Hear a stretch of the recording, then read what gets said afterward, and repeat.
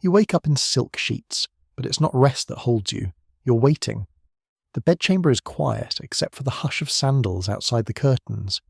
Incense still smoulders in the brazier. Your skin smells of crushed lotus and sweat.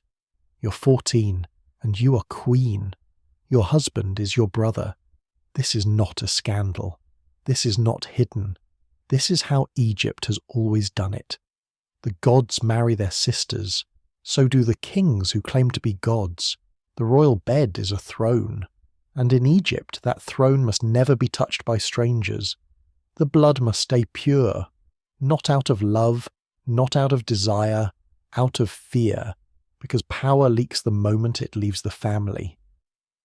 Your father, Ptolemy XII, knew this. He ruled beside his daughter-wife until she vanished from the records. Your grandfather did the same. So did the kings before them. It wasn't just tradition, it was survival. Marry your sister, keep the throne, produce an heir who is both prince and priest, avoid civil war, if you're lucky. So now it's your turn. Cleopatra, daughter of Ptolemy, bride of Ptolemy XIII, queen of Egypt, sister, wife. The marriage is sealed not in a chapel but in a temple, before a priest beneath the painted eyes of gods who also married their siblings. You and your brother hold hands as oil is poured on your heads. Your names are read out loud in the old tongue, ancient Egyptian, not Greek. You're no longer just flesh. You're Horus and Isis reborn, but your fingers are cold. His palm sweats in yours. You do not love him. He is a boy, 12 years old, narrow-eyed, already taught to smile in public and strike in private. You wear the heavier crown, but the court whispers behind your back. They do not like that you speak so many languages, that you read scrolls in your chamber late into the night, that your voice carries.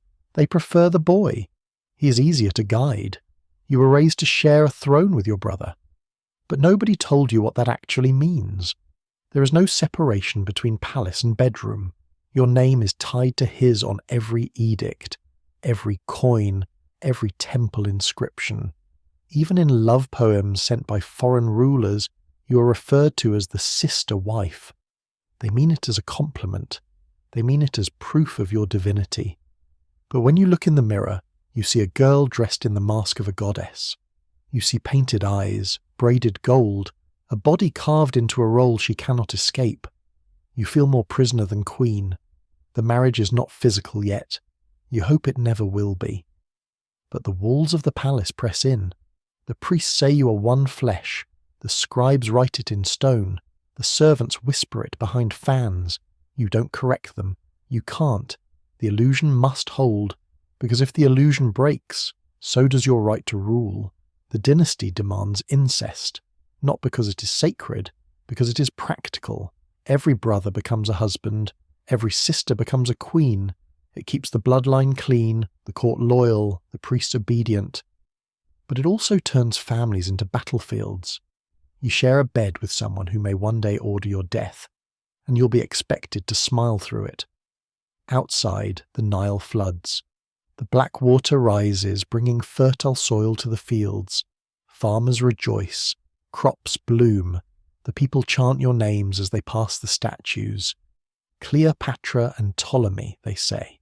Brother and sister, husband and wife, gods on earth. But in this bed, you are just a girl pretending not to tremble, pretending you don't hear your brother whisper to his advisors when he thinks you sleep, pretending that the gods who married their sisters ever felt love, or mercy, or anything at all. The bed is soft, but you cannot rest. It is not a place for comfort. It is a throne, and it is always occupied. You weren't raised to fall in love. You were raised to marry your brother. From the moment you could walk across the polished tiles of the palace, the roles were already waiting for you. Pre-written, carved in stone, unchanging. You would be queen, he would be king, and together you would become gods. That's what they told you, over and over again, as if repetition could smother the discomfort, as if it wasn't strange that you shared a cradle with your future husband. The tutors taught it like arithmetic. They unrolled papyrus scrolls filled with names and titles, traced back through 300 years of Ptolemaic rule. Ptolemy II married Arsinoe. Ptolemy IV married Arsinoe III. Ptolemy VI married Cleopatra II, who later married her brother again after killing another. The lines were tangled with blood, betrayal, and repetition. You were just another loop in the braid. Every lesson made it sound normal, expected, pure. The gods married their sisters, so the kings must too. That was the reason they gave. But you knew better. Even as a child, you noticed how the servants stiffened when your father spoke of dynastic duty. You saw how quickly they looked away when you and your brother entered a room together. You noticed how your mother smiled too widely, how she disappeared without explanation, how no one mentioned her afterward. The silence around her was louder than any ritual. When you were 8, they began dressing you like a queen, not in child-sized gowns, in real ones. Gold breastplate, lapis necklace, a heavy headdress that made your scalp ache. You could barely move under the weight. The priest called it sacred regalia. You thought it felt more like armour. By 10, the scribes began composing songs in your honour, hymns that paired your name with your brother's, always together, as if the two of you were a single being. They called you the two serpents of the crown, the twin thrones, the lotus and the papyrus. They never used the word wife directly. They didn't need to. The imagery was clear. Paintings showed you beside your brother in intimate poses, offering each other wine, sitting on shared thrones, standing beneath the outstretched wings of Isis. Your hands were linked, your eyes locked, and always the same quiet message. This is not just family. This is a union. You learned how to speak to him in formal phrases, always with flattery, always with deference. You learned to smile when he insulted your pronunciation, to laugh when he boasted about things he didn't understand. You were older, you were smarter, but that didn't matter. He would wear the crown. You would stand beside him. You learned how to bend without breaking. There were rehearsals too, for ceremonies that hadn't happened yet. You practiced the wedding processions with the temple dancers. You walked down long corridors to music no one outside the palace ever heard. You sat across from your brother in mock rituals, hands placed over bowls of incense, eyes closed, lips moving in unison. It wasn't about love, it was about coordination. You became fluent in the choreography of incest. When foreign dignitaries arrived, you greeted them beside your brother. You wore matching robes. You touched his arm gently when he spoke. It was a performance, but it had to be convincing. Egypt's image rested on the illusion of divine harmony. You played your part too well, and the deeper you sank into it, the harder it became to see where the performance ended. One night, when you were 12, he knocked on your chamber door without warning. You answered in your robe, hair unbraided, oil lamp still flickering. He said nothing for a while, just stood there, watching you. You remember the look in his eyes, not curiosity, not affection, expectation. You closed the door. He never mentioned it. But the message was clear. The world saw you as a future queen. He saw you as a prize he was owed. You didn't run. You didn't scream. You didn't tell anyone. There was no one to tell, because everyone already knew. This was what you were raised for, and you understood even then that love wasn't part of it. It never had been. The marriage didn't begin with a kiss. It began with a knife under your pillow. Your brother was now your husband. The ritual was complete. The scribes updated the temple records. Coins were struck with both your faces, his looking straight ahead, yours glancing sideways, smaller, quieter, watching. But inside the palace nothing was equal. You were 17. Ptolemy XIII was 13. The priest said you were siblings. The law said you were spouses. But in the throne room, you were opponents. He didn't love you. He feared you. And worse, he envied you.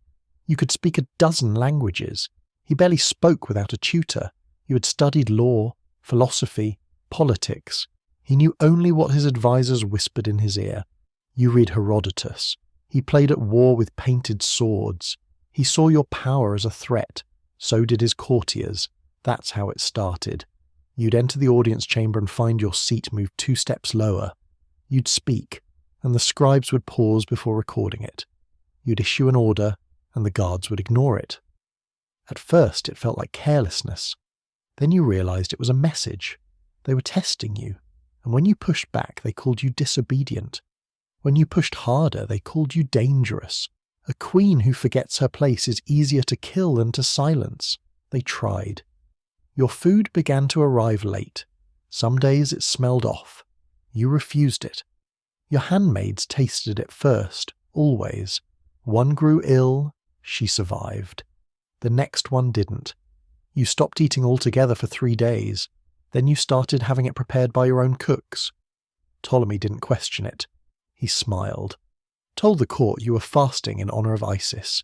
The lie worked, but the message was clear. Nothing was safe. The marriage was a fiction, a mask draped over a war.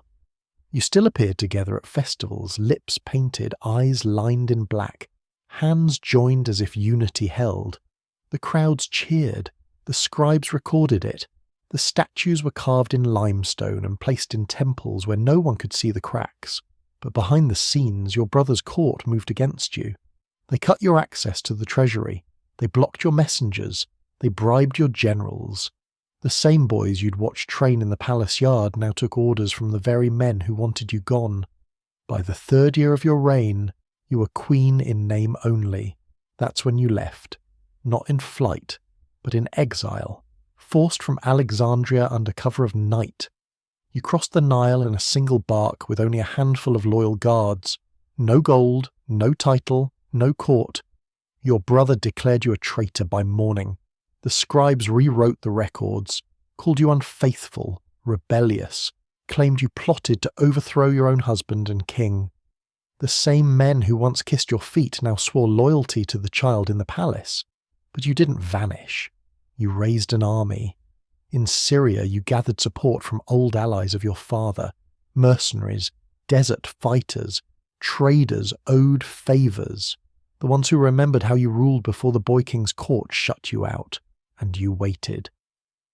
Then came a storm, not of your making. A Roman civil war spilled across the eastern Mediterranean. Pompey fled to Egypt after losing to Julius Caesar. He begged your brother for refuge. Ptolemy welcomed him with smiles, then had him murdered. A clean beheading, right on the shore. They thought Caesar would be grateful. He wasn't. So now Caesar sat in Alexandria, furious, surrounded by politics he didn't understand, and you saw your opening. You snuck back into the palace, not through gates, but rolled inside a carpet, unfurled before Caesar like a gift. That night everything changed. Your brother panicked. His advisors begged him to negotiate. He answered with fire. The palace burned. The library caught fire. Scrolls older than kingdoms turned to ash. Smoke blackened the sky for days, and when it cleared, Ptolemy XIII was gone. They say he drowned in the Nile, fleeing battle, wrapped in his gold cape, pulled under by the very river that once defined your kingdom. You didn't weep. You were queen again, but not free, because the marriage had ended in blood, and the next one would begin in silence. The first brother was dead, drowned in the Nile, his gold cloak floating like a warning. His name struck from the temple prayers, his face was erased from the coins, but the throne still required a husband. So you turned to the only one left, your younger brother, Ptolemy XIV, barely 10 years old, not yet a man, barely more than a shadow in his own corridors. But he had royal blood. That was all that mattered. You married him without ceremony, no procession, no painted murals, no music, just a scribal entry. One line added to the record, Cleopatra and Ptolemy ruling together. The marriage was legal, official, complete, and utterly hollow. He sat beside you in court, legs dangling from the golden throne, his voice still cracking, his eyes unsure. You gave him a robe stitched with falcons and stars, a staff too heavy for his hand, and a schedule he would never control. He wasn't your husband. He was your prop. The advisors knew it. The court whispered it. But no one challenged you. Not this time. You had Caesar at your back now, and that meant everything. The Roman general lounged in your halls like he'd always belonged. He moved through your palace as if it were Rome. He wore no crown, but everyone bowed. He admired the art, mocked the rituals, and touched what he liked. But he didn't touch your brother. He barely looked at him. The real power sat in your lap. A child born 9 months after your first night with Caesar. A boy. Caesarian. And still, the law said you were married to Ptolemy the 14th. So you played both roles. Wife to a child, lover to an emperor, mother to a god. In the eyes of the Egyptian court, it made perfect sense. You were Isis. Your child was Horus reborn. And Horus always ruled beside his mother. The incest was not just tolerated, it was demanded. Because without it, your power cracked. You named Ptolemy co-ruler to appease the priests. You sat him beside you during rituals. You placed his name on decrees, but only beneath yours. He signed nothing, decided nothing, spoke only when told. You raised him as a brother, a husband, a puppet. But even puppets can pull strings. By the time he turned 15, his voice had deepened. His eyes no longer darted. He had followers, boys from noble houses, tutors who whispered of pride and duty, guards who remembered the first Ptolemy, the one who tried to kill you. It didn't take long. A messenger arrived from a desert outpost with strange news. Rumours of unrest, orders sent without your seal, letters bearing the royal mark but not your words. Ptolemy was testing the water. You didn't wait. He fell ill within a week, not violently, not publicly, just weakened, pale, unsteady, then gone. No accusations, no trial, no mourning. The court accepted the silence like it had been rehearsed. You replaced his name on the scrolls with Caesarian's, your son, your true heir, and now your new co-ruler. You never confirmed the rumours. You never denied them. You didn't need to. Poison was cleaner than another civil war, and Egypt had no more brothers to give you. Just a son, half Roman, half divine, crowned beside you before his first beard. Your people accepted it, because they understood the pattern. Marry your brother, rule together. If he threatens you, remove him. If the throne wobbles, anchor it in blood. Repeat until the line holds. You wore white that week, not for mourning, for purity. They said you preserved the royal bloodline, that your womb bore only kings, that you had fulfilled your divine role. But the truth was simpler. You eliminate every rival until your only husband was a child of your own making. They called him Caesarian, Little Caesar. But he wasn't little for long. The moment he was born, he became something more than human. The son of Rome's most powerful man, the son of Egypt's living goddess, the boy who would one day rule both empires, if he lived long enough. And he was born into a family where love and power always shared the same face.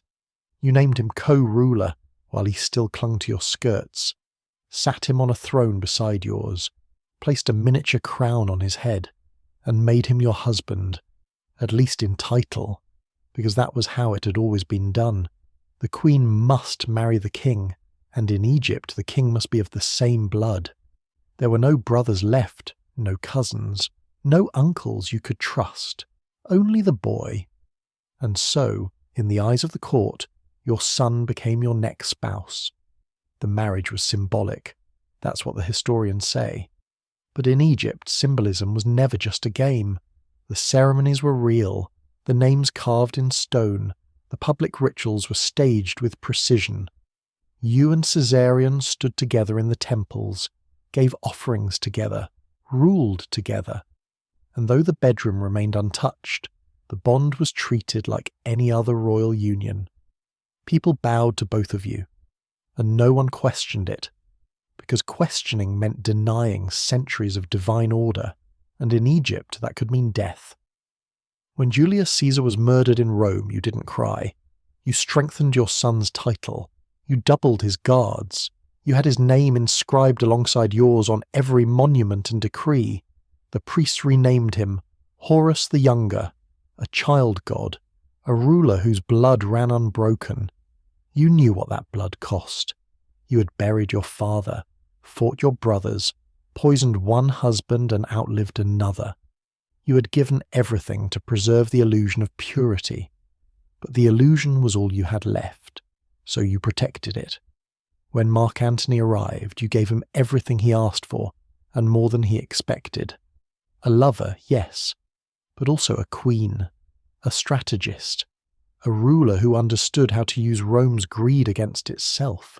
You bore him twins, a son, a daughter. But even then, Caesarion stayed beside you, your eldest, your heir, the one born of the gods. Not even Antony could change that. You toured the empire with your children like a procession of gods. You stood beside Caesarion on temple steps, lifting his hand as priests threw lotus petals. You held his face in your palms and called him my lord, in front of the court, in front of your people. It wasn't affection, it was doctrine, and it was disturbing. Because while Rome laughed at your titles, Egypt believed them. They saw a mother and son sharing a throne, sharing rituals meant for spouses, sharing names once reserved for the gods themselves, and they accepted it, or pretended to, because you had made your bed from the bones of your ancestors, and every dynasty demands sacrifice. By the time Caesarion turned 15, he looked like a king, tall, poised, dressed in silver and ivory. His voice was calm, his eyes were watchful. You'd raised him not as a child, but as a tool. He knew how to read the crowd, how to answer without speaking, how to make the people love him and fear him in the same breath. But he didn't know how to survive Rome.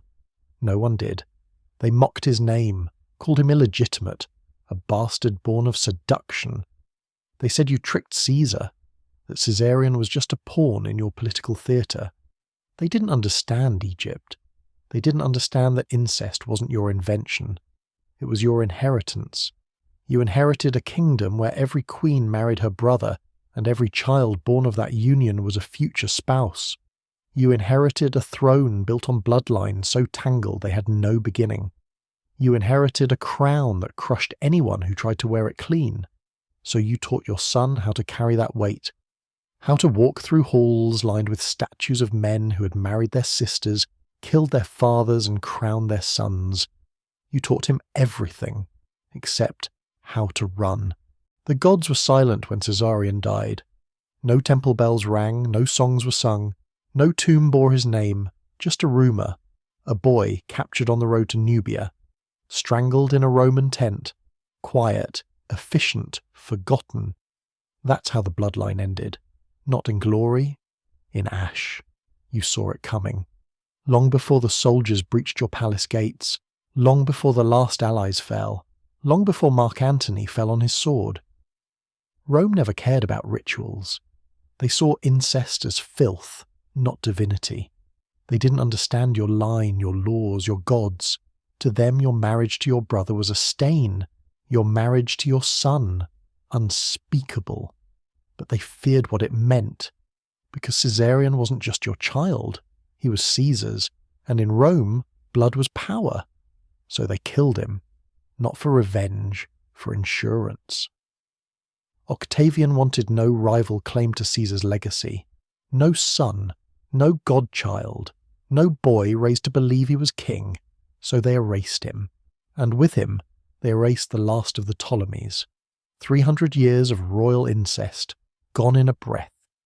They had preserved the bloodline so ruthlessly for so long that, in the end, there was no one left to inherit it. Every child had been bred for purity, not survival. Every marriage had closed another door.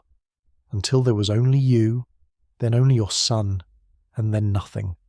The priests who once blessed your wedding now offered prayers for your soul in secret. The scribes who once carved your name in stone now chiselled it out. The statues fell, the scrolls burned, and still the people remembered, not politics, not the empire, the image of a queen who married her brothers, who ruled beside her child, who turned family into a throne and a throne into a grave. They whispered about your lovers, your poisons, your gods. But what they never spoke of, what they never dared to name, was how your life was shaped not by desire but by duty. A duty twisted so tightly around power that it crushed everything beneath it. Your marriages weren't choices, they were chains. You didn't invent incest, you enforced it, you continued it, you wielded it like a sword, because that's what queens were expected to do. The Ptolemaic dynasty didn't fall because of scandal, it fell because it ate itself. Brother married sister, sister married my brother, again and again, until the line bent in on itself and collapsed. What began as a claim to divinity ended in silence. The child god suffocated, the queen vanished, and the throne passed to a stranger,